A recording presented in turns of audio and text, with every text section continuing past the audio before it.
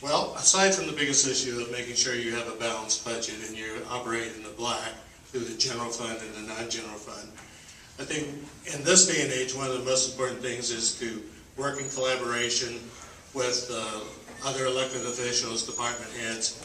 And that includes the city officials, the township officials, to work with them to help bring new business into Pickaway County, to help vitalize Pickaway County and make it one of the best places to live. Along that line is certainly working with the P3 organization, which I will continue to do as Chamber of Commerce President several years back, and working with Commissioner John Stevenson. We revitalized the Community Improvement Program, which ultimately ended up being the P3 organization.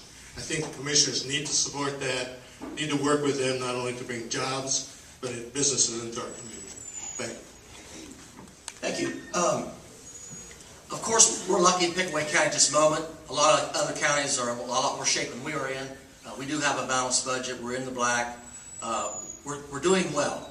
My idea is to keep the status quo, to make things work efficiently, to work with all the agencies, and as a matter of fact, I think everyone here I've worked with over in the past.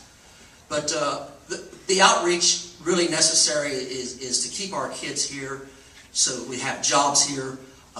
The north end of the county is going to get a lot of jobs, but it needs to be done properly. I'm really concerned with how that development is going to be, being so close to Columbus. But economic development, as Bradhurst said, is very important. That's probably the #1 priority on my list, and working with P3 is obviously one of the answers, not all the answers, but we do need to educate. I tell you, I can't tell you how many times people already know what the county commissioner does, so I'd like a little outreach program of that also. Thank you. Well, I think it's important not to gloss over the #1 job of the county commissioners, which is our budget. From 2011 to 2012, this county saw a $1 million cut to revenues that were coming in a budget of $13 million. You do the math, that's a significant chunk of money. $250,000 out of the local government fund in 1 year, an additional $250,000 that kicks in this year. No more state tax, no more tangible personal property tax. The budget can't be something we deal with once a year and then we move on to other things.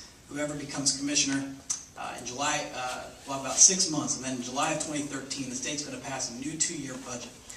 That could come with other cuts. I have a record of making the kind of tough decisions that a commissioner in 2013 might be called upon to make. And I think that's an important qualification to have. There is a limit to how much we can cut. We provide essential services here. You can cut down to the bone, but you can't amputate the leg. We're going to have to become more efficient and work better with other entities around Pickaway County, and that's something I'm going to pursue.